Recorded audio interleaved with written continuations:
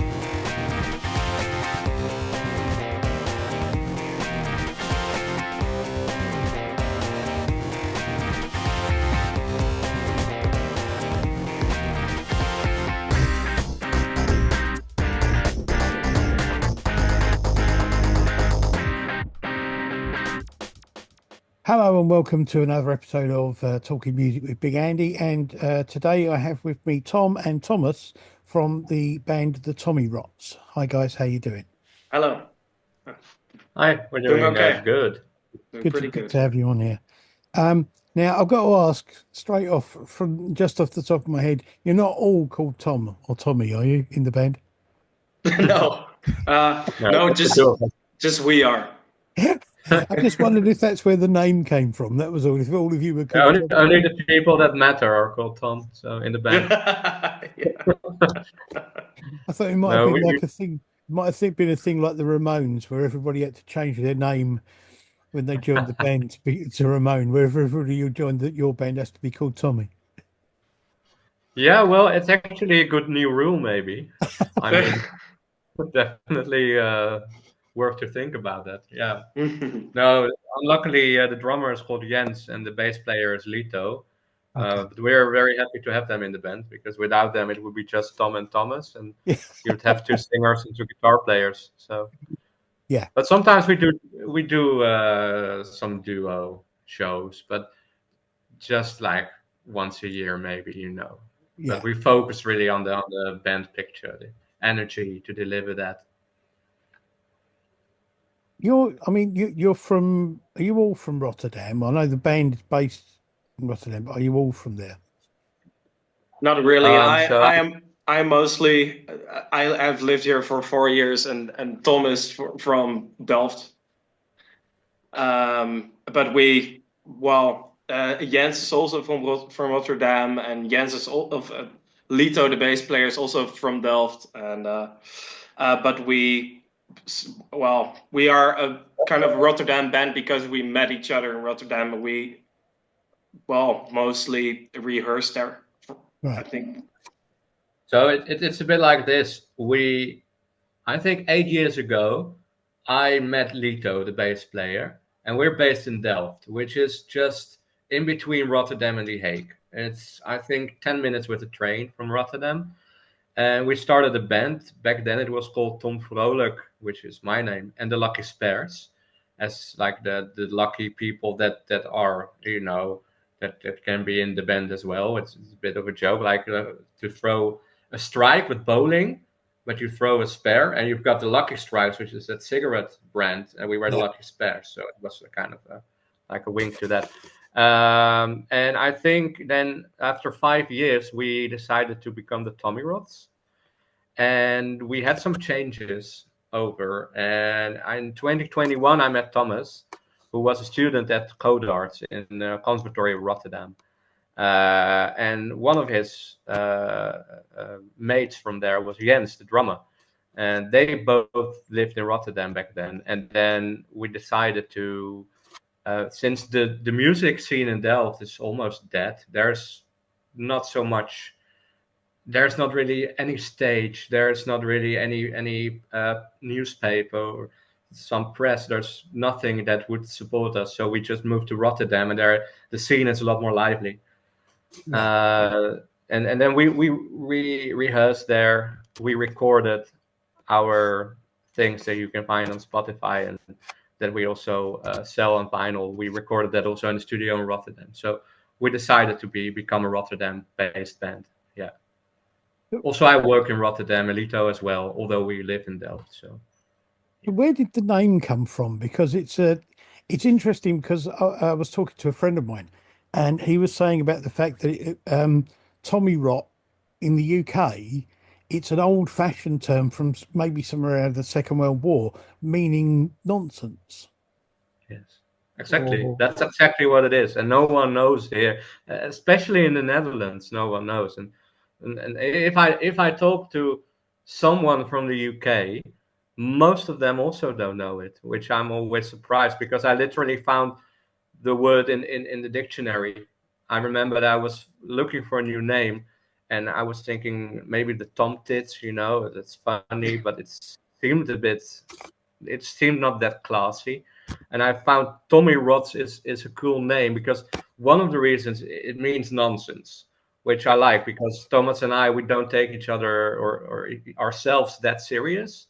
And it comes also in the way that we are on stage. We just don't take ourselves serious. The only thing we take serious is the music we make.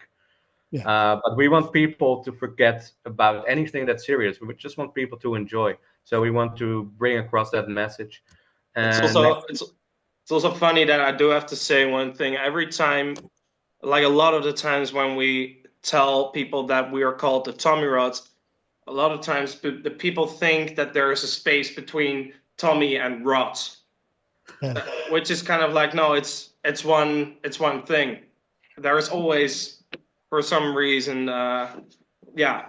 To be honest, I'm a big fan of old British films, and if you watch a lot of old British films from around the Second World War, there's a lot of times when you get people, especially more working class people, will use the phrase. If somebody says something that's obviously nonsense, they'll say, "What a load of Tommyrot." Yes. So I think that's where I know it from. I hit it only once in my life, and it was actually in 40 Towers. I'm a very big John Cleese fan. Yeah. And I think it's in one episode, and I don't even know which one. It might be the one with the Germans, but then it just says, oh, that's nonsense. Absolute Tommyrot. And I remember that. And I felt really pleased. Oh, so it's actually a word that still exists, which I've got finally the proof of it.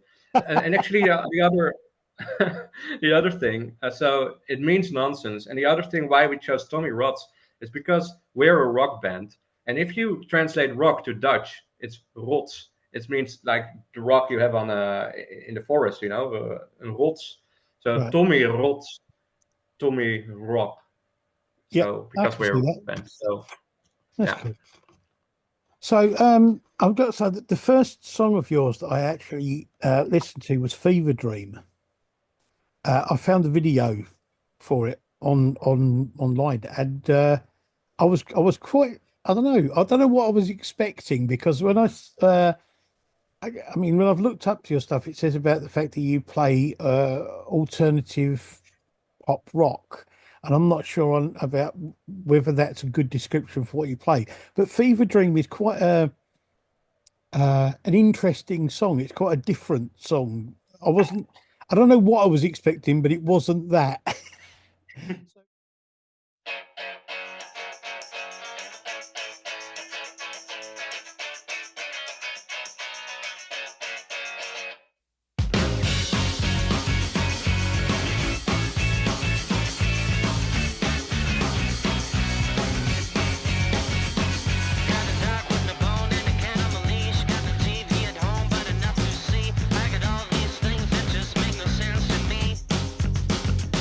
Like an astronaut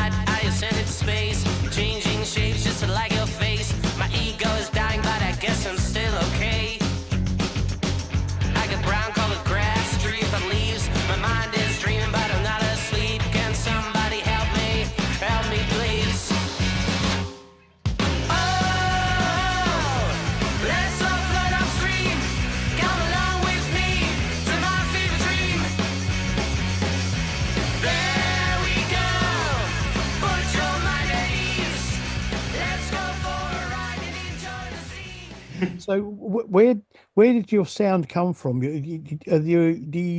Are there certain bands that have influenced your sound and your music? Do you mean Fever Dream especially, or you mean the whole sound of In general, in are there general? particular bands that have influenced your? Well, I would say I think I can speak for Tom and I that the Beatles is probably the most prolific one, and besides that, we have The Who and also a lot of bands from the 90s. For instance, well, I know Tom listens to Pulp and likes that a lot, and Blur, yeah, Radiohead. Blur, and I really like. I really am stuck in the 70s, to be honest. So so most of the stuff that well, most of the stuff that I write is pretty much 70s inspired. But when it comes to the song Fever Dream, I think that that one is also a little bit different from the rest in the sense that it doesn't really especially have a kind of a 70s sound. It does have a rock sound, but maybe sounds a little bit more modern Yeah, than the rest, actually. yeah. We I noticed went that. I for mean, a 90s. Yeah, with that one, I think. Yeah.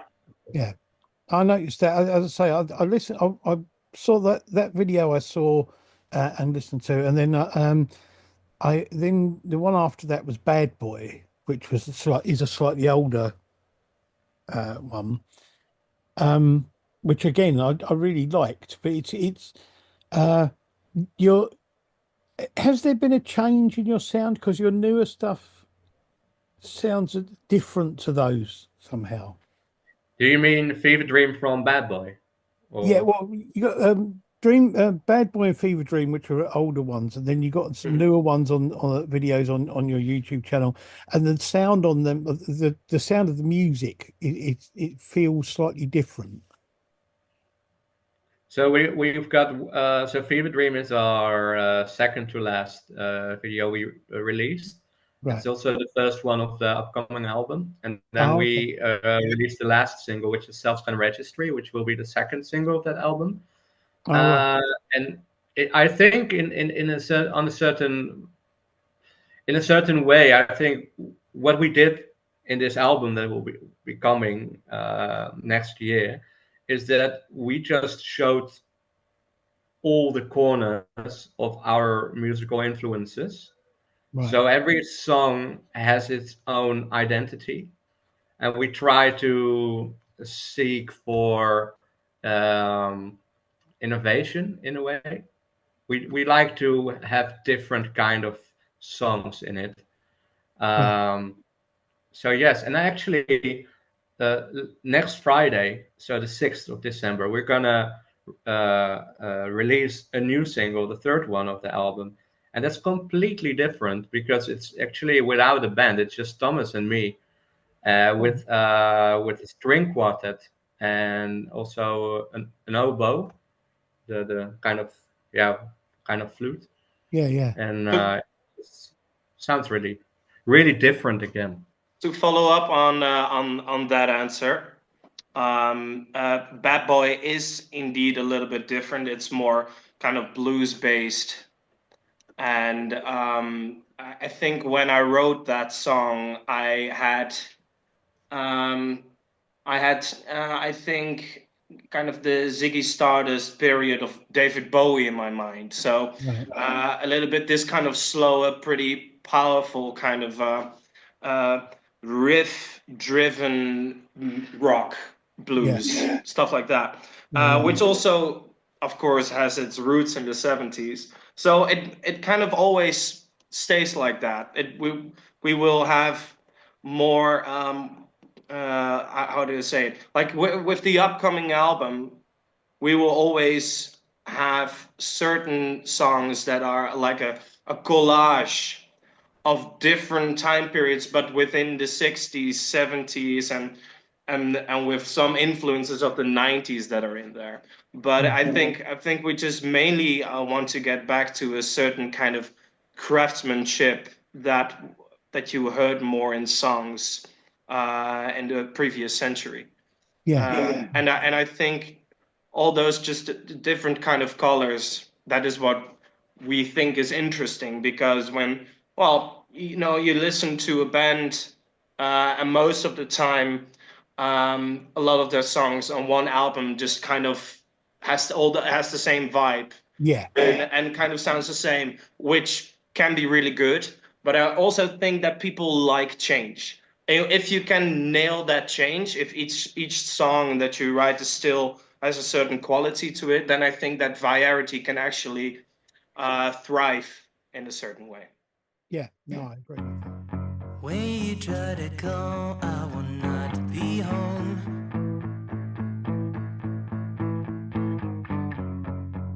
When you try to find me, I'll be gone.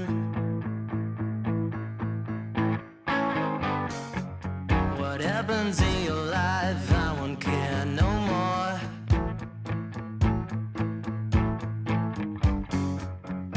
Are you satisfied now? You're all alone. Oh, just let it go.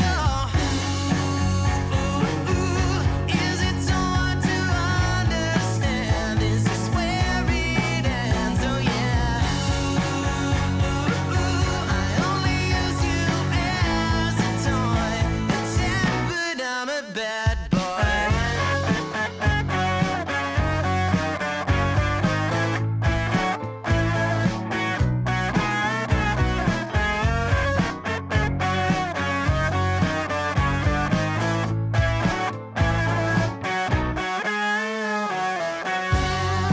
Once in your life, you will take the chance.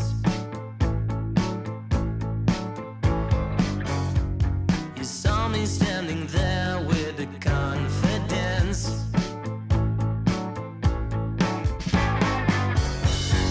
Then I threw a look you did not forget.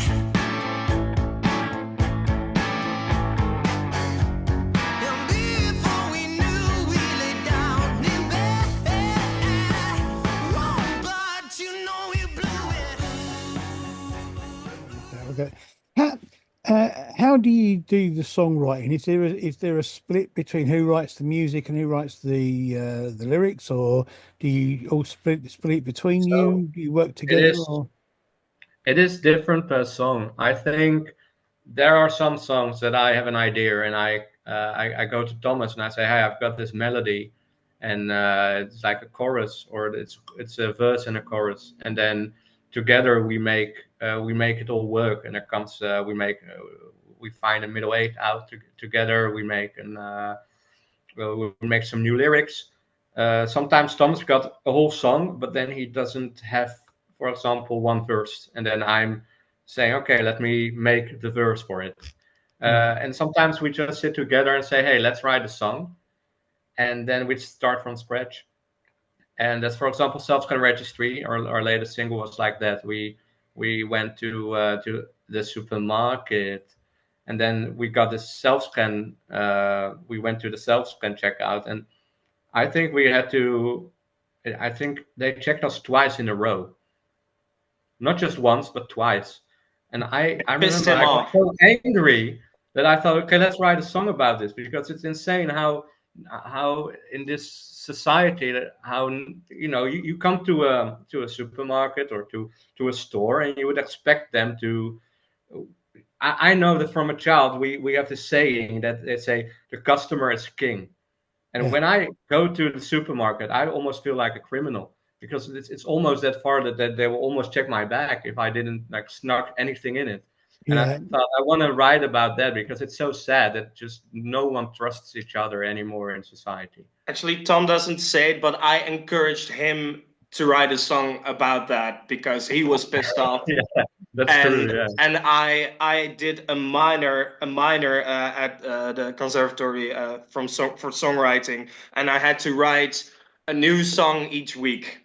And so I didn't have a new song. So I said to Tom, well, maybe you can write about this and it will work out because it's out of pure frustration and it works really well. So Yeah, no, it does. I like that. I must admit, I did like that song. It is an annoyance of mine is the fact that they put these things in. It's supposed to save time and everything, and it never does. Yeah, it's just the opposite. Yeah. Yeah, absolutely. I got to say, two songs of yours that I listened to, I haven't actually seen videos for, but I did listen to the songs. And I really like them. Step Into Silence, I liked, and Paranoid Schizophrenic Panic is, I don't know how to describe it. It's kind of it is what it says, really, isn't it? I mean, it's kind of was there a specific story behind that track? Because that is quite a So Paranoid Schizophrenic Panic is it's a song that I wrote. It was before I met Thomas. It's the first song we released. It was in 2020, and it was 1 year before I met Thomas. So it was still with Lito, the bass player, but with the original drummer and original guitar player.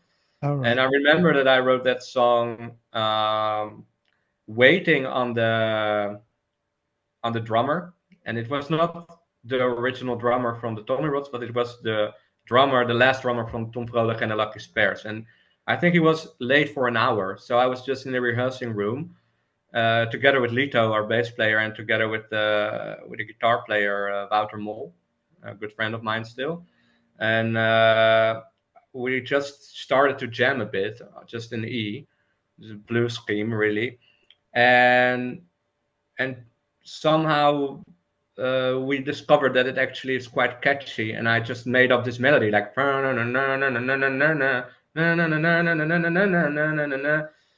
and then I thought, and then we were thinking, okay, what could this be about? And we thought that it's actually very, as you would say, paranoid and schizophrenic. So we thought, okay, let's write about something. It's really not based on anything. We just want to translate a certain feeling that we don't feel ourselves, but we wanted to try how would it sound if you could give it a sound, it was a kind of an experiment for us. I did like that. I did. It's an interesting track. It's different. It's not something you expect to come across in many places.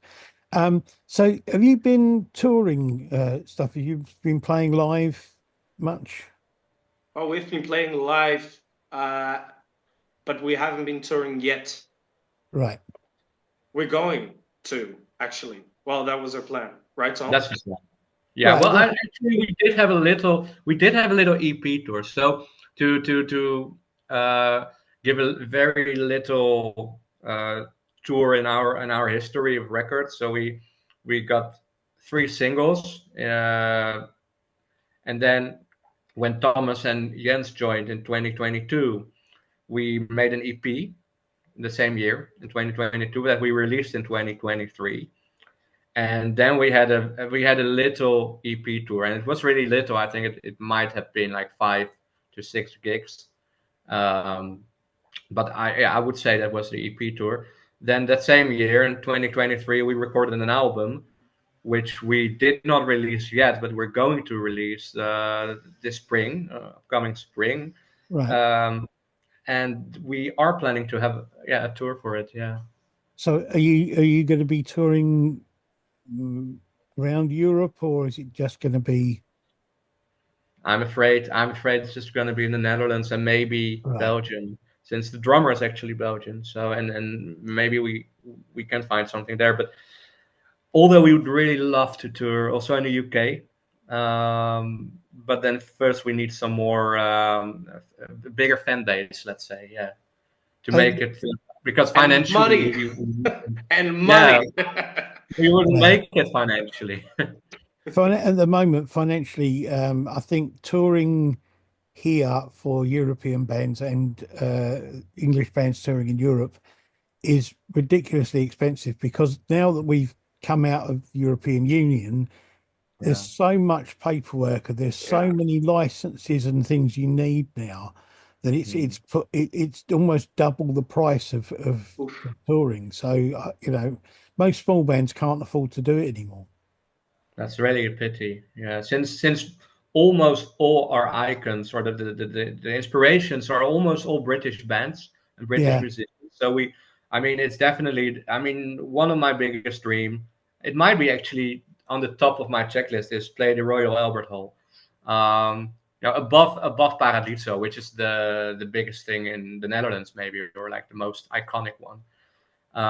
But yeah, but it would be really, really great if we would be able to one day tour in the UK. And actually, I mean, I still would say let's go for it, Thomas. Right? Let's go for that. Oh, we have to believe in it. yeah. No, you got to aim it. So have you got? I mean, I don't know if do you know how wide your fan base is? Whereabouts people who listen to your music come from?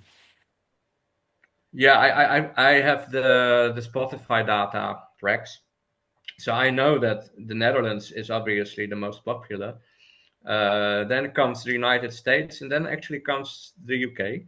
Okay. But it's quite widespread, and I think it is when you're not that big of a name in your own country, you are sometimes put in a playlist, and Yeah.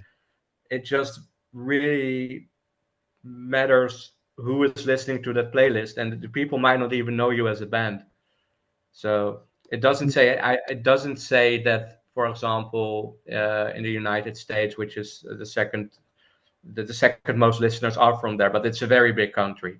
So relatively, it doesn't say anything. And also, if they are just there because of the playlist streams, you don't Yeah. know that. So it's hard to tell.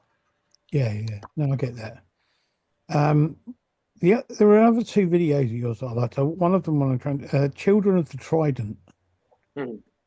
Is is that about a specific, I don't know, a group of people or anything, or is it about you as a band?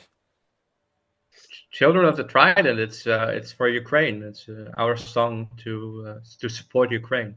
Right. I mean, I had a feeling it was aimed at a specific sort of Mm. group. Wasn't absolutely sure. So where Yeah, did because so the Ukraine's got the trident as a symbol, and the song is called "The Children of the Trident," which we mean the future of the country. So we mean all the people that have this future or used to have a future, and then war came and everything is yeah. uncertain. So that's what it's about. Yeah, All a right. cry Okay. for peace.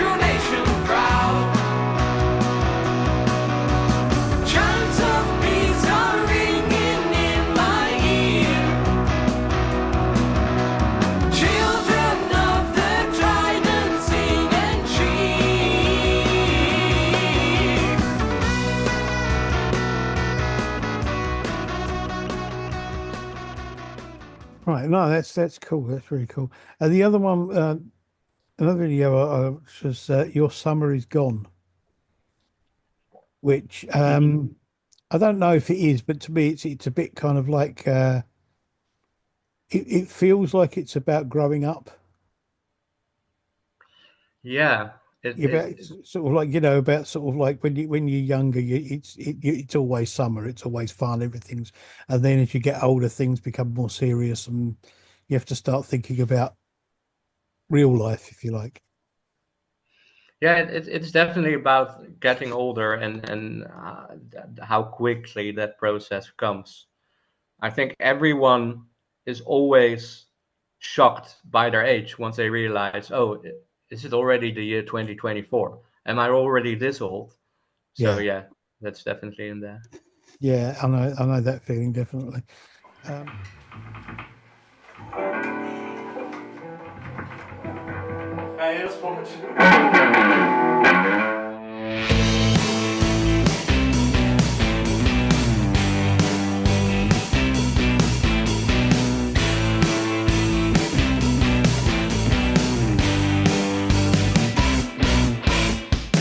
What is the day? Can somebody say that I'm so tired of these games we play, my baby? What is the color of your sweet 16? From what I've seen, I sure hope it's green.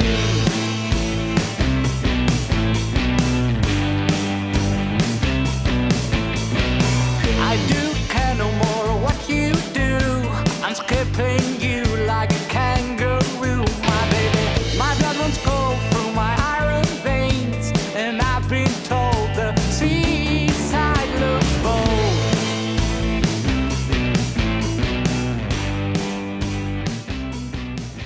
so the new album's coming out, is it next year? Yeah, so we are trying to get it all done around March and April, but we Okay. still need we're still negotiating with the place where we would have the release party, and when that's confirmed, we can confirm a certain date. But we're pushing towards kind of March, April is what we want to have it out. What's the album going to be called? Is it got a title? It's Tommyrot. Oh, it's just called Tommy, right? Okay.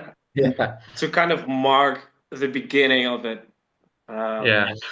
Of just a debut, you know, can sort of just be very in its name, just very stripped down. You know, it's not gonna be like Led Zeppelin, like the Tommyrots #1. We're not gonna do that, but No, Right. no, no. but kind of have the same kind of principle with the Tommyrots, but then just Tommyrot. Okay. We wanted it to be as recognizable as possible, so people would stick to that name. If they would see the album cover, they would know, oh yeah, that's the band. And if they would see the band name, they would know, oh yeah, that's their album. So, and since not many people know us yet, we thought this might be the most easy way to get this name stuck in history. Yeah, no, it sounds like a good idea. Well, I mean, and after that, you're going to be touring around the Netherlands and possibly Belgium, and I hope that goes well. I hope the launch goes well and you get that sorted out. And I look forward to hearing more music from you, definitely, because I've really enjoyed listening to your stuff. I think it's quite different, and I enjoyed it. It's good music. Thank you very much. That's very sweet. We appreciate it. So, as always, I will put up links to social media and YouTube channel and things like that for the Tommyrots. So, people listening, watching, check him out and see if you like their music. Get onto them on Spotify and on YouTube, and maybe if we grow the fan base in the UK, then they'll come over and play live. Please, we would love to. Yeah, we would. Actually, Thank you very much. sorry. It's all right. No, go on. Oh yeah, I wanted to say so. I've got this one funny story that I was I was just in a bar one day, and next to me, so I was in this bar, and I know the owner, and the owner was just playing my music just to see what the reactions would be. Next to me, there was a couple from the UK, And the guy asked the bartender, he said, what's this kind of music? I really like it. And he just pointed to me. He said, well, that's him. And actually, I sold them our vinyl. And so there, I think we've got the first like actual fans from the UK who actually really like listen to it because they know who we are. So that's already a good start. So yes, that's a good start. It is a good start. Thank you very much for joining me, guys. It's been really great talking to you. Thank you as well. And thanks to everybody for watching, and I'll see you again soon. Bye. Bye-bye. Have a nice evening. Thank you, Andy.